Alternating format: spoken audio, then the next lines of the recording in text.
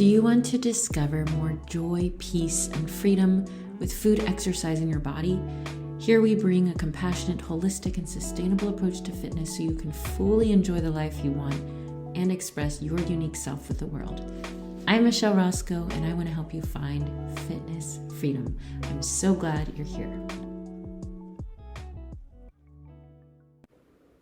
Do you want to live a healthier lifestyle, but it all feels so overwhelming on top of everything else that you need to do? Are you busy and you want to make the most effective choices for your time? In this 4-part series, Enjoy Total Health, I'm going to be breaking down the 20% activities that will bring you the 80% of your results based on decades of experience, education, my own trial and error, as well as working with over 100 clients over 3 years. I'm giving you the most important tips you need to make to see the biggest improvements of your health. This was originally recorded this summer, 2023, and I want to share it with you. It was originally over 1 hour long, and I'm breaking it up into 4 parts: mindset, exercise, nutrition, and lifestyle, which are the most important things we need to address if we want to make big changes for your health. I enjoyed giving this, and I hope that you enjoy listening to it, that it's absolutely beneficial for you, packed full of value for you. If you enjoy the podcast and you enjoy this episode, please leave a positive review. If you'd like to share your thoughts or questions with me, or even get some free fitness resources you can apply immediately, connect with me on IG at Michelle and Roscoe, or email me at michelle@mlroscoe.com. I can't wait for you to get a hold of this information and apply it to your life so you can see improvements in your health. Enjoy.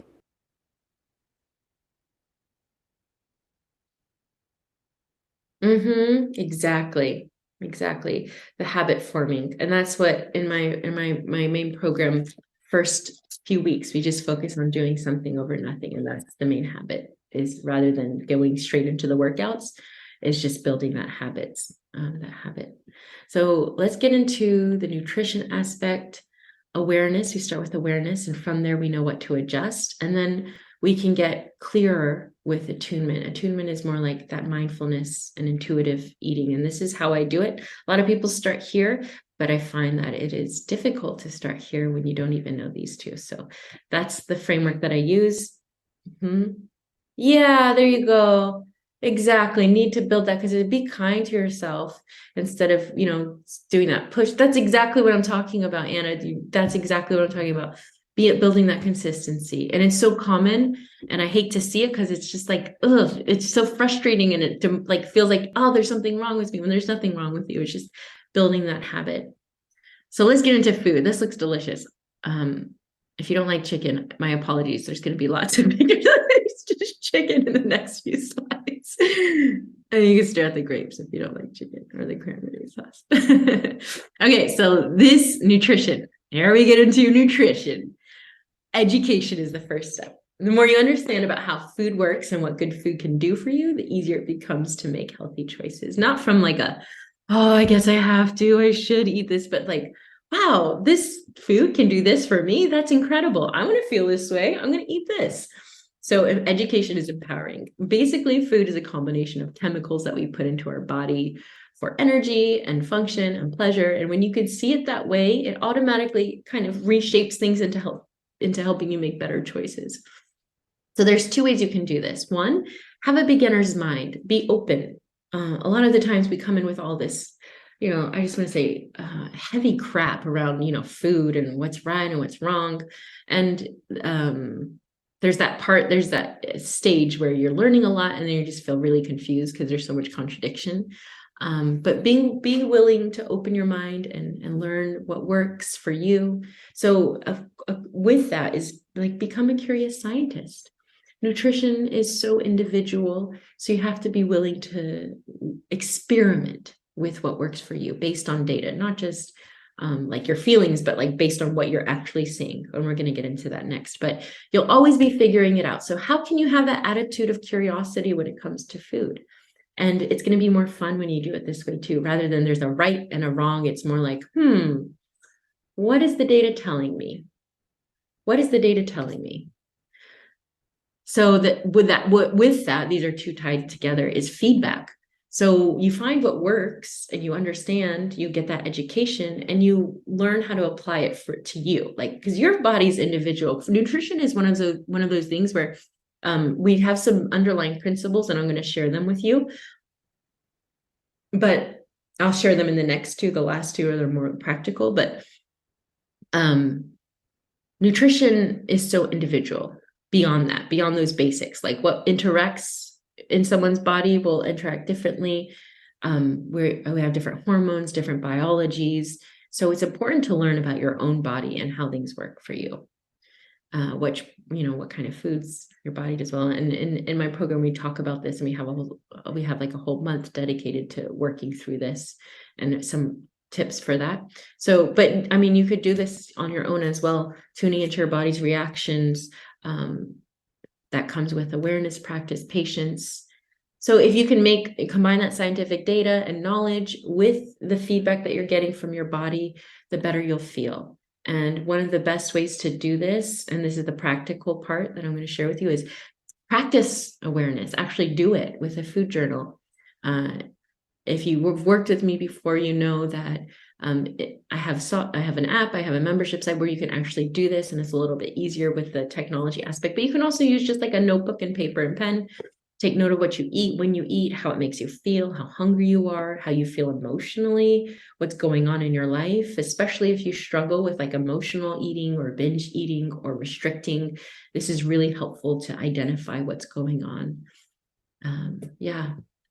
So next, we're going to talk about the practical stuff. And if I could shout this out to the whole world, these are the things that I would share with the whole world about nutrition: protein and produce. These are the two most important things, no matter what your goals are, whether you want to lose weight or burn fat or have more energy or live as long as possible. These two things are the most important: protein and produce. And by produce, I mean veg and fruit, or, veg and fruit, especially vegetables. Protein and produce, if you want to feel your best, produce is crucial because it has the micronutrients you need for your body to thrive. And a good way to approach nutrition is you start with your mind and how you approach things in your relationship with food. Then you go into the science-y parts of it. And then once you have a good foundation of nutrition, if you want to supplement, go for that. But mindset and nutrition first, then supplement. Before you down pills and stuff like that. So how much do you need? And this is where the practical stuff comes in. I've had someone ask me, Michelle, how much protein should I eat? And I was like, how much time you got? Take your calculator out. Everyone's different depending on your goals. But at a minimum, just think of it like, to survive and for my muscles to work and for my body to function well, think 1 gram of protein per your body weight in kilos. And in America, we go by pounds. So it's about half your weight in pounds if you don't know your weight in kilos. So kind of divide that, or you can do a calculator, 0.45 by pounds. 2.2 pounds is 1 kilogram. So that's a minimum to shoot for. So if you're 100 kilos, you want 100 grams of protein at a minimum. If you're wanting to lose weight or burn fat or gain muscle, go for about 1.5 to 2 grams of protein. So you're going for 150 to 200 grams of protein. And you can even do more, especially if you're in a muscle building phase. But that's what we're going for. So it's a lot of protein if you break it down. And then as for produce, aim for at least 3 servings of veg a day. Some of us barely get 1. So upping that vegetable intake, 2 servings of fruit, at least, and aiming for those vegetables, and eating the whole, not orange juice or processed versions, which we're going to get into next one. So get as much variety as you can. Get the rainbow. If you're curious about what a serving is, it's like a piece of fruit or 1 cup of raw veg or half a cup of cooked veg. So last one, whole foods. And this all ties in together. When we think of getting healthier, we often think of, starting a diet, getting on a diet, changing our diets. And diets are often based on restriction. Well, like, don't eat this, eat only that, consume this. And of course, it's helpful to have principles and time. There's nothing wrong with having rules, but it can create a deprivation mindset where especially if most of us don't struggle with most of us struggle with, going off the deep end with diets. And like once we start, we're like, I'm going to follow this, and then we fall off, and then it starts that cycle. So focus on all the things that you can add to your diet. What can you add? Like, think of it as an abundance mentality. What can you add to your diet?